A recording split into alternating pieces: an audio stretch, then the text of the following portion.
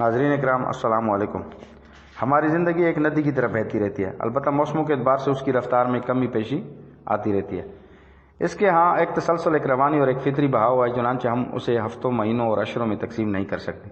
آپ ماضی میں جو کچھ بو چکے ہیں اس کی فصل آپ مستقبل میں کاٹیں گے۔ اسلامی تعلیمات میں ایک ایک لمحہ شمار ہوتا ہے، مگر اس کا حساب یوم آخرت کو دینا ہوگا۔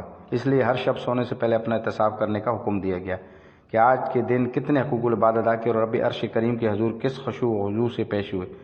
زندگی اگر اس انداز سے منظم کر لی جائے تو منصوبہ بندی کے لیے مہینوں اور برسوں کا انتظار نہیں کرنا پڑتا، اور اپنی ذمہ داریوں اور آرزوؤں کا ایک پروگرام از خود ترتیب پاتا ہے، جس پر عمل درآمد کا شعور پوری طرح بیدار اور ذو فشاں رہتا ہے۔ یہی شعور آپ کو وقت کی قدر و قیمت کا احساس دلاتا ہے، اور اس کے صحیح استعمال سے جو خوشگوار نتائج برآمد ہوتے ہیں اس پر آپ اللہ تعالیٰ کا شکر بجا لاتے ہیں، اور خود احتسابی کا عمل بھی جاری رہتا ہے۔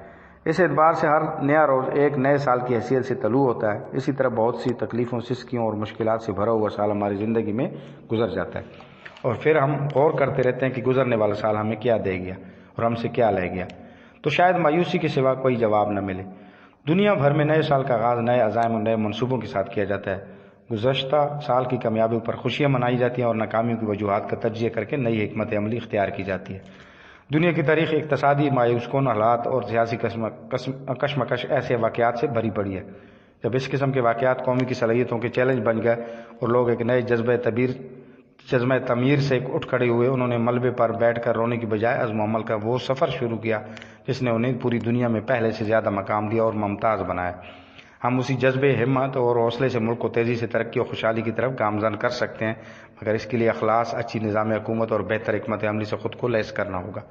اس وقت درپیش حالات متقاضی ہے کہ ہر شعبہ حیات میں ضابطۂ کردار کا شعور پیدا کیا جائے، ورنہ اس وقت مفاد پرستی، دولت کی ہوس اور خود غرضی کی جو آندھی چل رہی ہے وہ وطن عزیز کی ہریالی کو نہ صرف متاثر کر رہی ہے بلکہ انسان اور انسانیت کو تباہ کر رہی ہے۔ باہمی تعاون، اخوت اور بھائی چارہ کسے پارینہ بنتا جا رہا ہے۔ سیاسی طور پر اگر ملک شدید مشکلات اور بحرانوں میں گھرا ہوا ہو تو حالات اس بات کے متقاضی ہوتے ہیں کہ بحیثیت پاکستانی ہم اپنے ملک کی بقا، سلامتی اور استحکام کے لیے خلوص دل سے اپنا کردار ادا کریں۔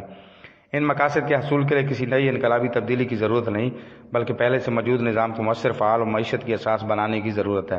پاکستانی قوم اس وقت جن مسائل، مصائب اور آزمائشوں سے دوچار ہے ان پر صبر، استحکام اور تدبر کے ذریعے ہی قابو پایا جا سکتا ہے۔ سیاسی طور پر ایک دوسرے پر الزام عائد کرنے کی بجائے سب کو مل جل کر ہی بحران کا سامنا کرنے کی تدابیر سوچنا ہوں گی اور حالات معمول پر لانے کی کوشش کرنا ہوں گی۔ ان لوگوں کو خراج تحسین پیش کرنا چاہیے جنہوں نے نامساعد حالات اور ناکافی وسائل کے باوجود محنت سے کام کیا۔ ہمیں اس وقت یکجہتی اور اتحاد کی ضرورت ہے۔ ہماری قوم میں بہت صلاحیت ہے اور یہ قوم محب الوطن بھی ہے اور وطن کی خاطر اپنا سب کچھ قربان کر سکتی ہے۔ پھر اسی طرح یہ قوم اپنے دوسرے بھائیوں کے لیے ہمدردی اور محبت کا جذبہ رکھتی ہے۔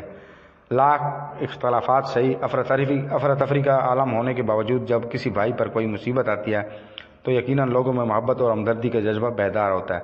آج پھر اسی جذبے کی ضرورت ہے۔ ہمیں یہ عہد کرنا ہوگا کہ ہم اسی جذبے کے ساتھ اس ملک اور قوم کے مفاد میں سب کچھ گزرنے کے جذبے سے آگے بڑھیں گے۔ ہم ملک کو مشکلات اور مصائب سے نکال کر ایک خوشحال پاکستان کی طرف رواں دواں ہوں گے۔ وقت تو ضرور لگے گا لیکن ہم اپنی منزل تک پہنچنے میں انشاءاللہ کامیاب ہو جائیں گے۔ وما علینا الا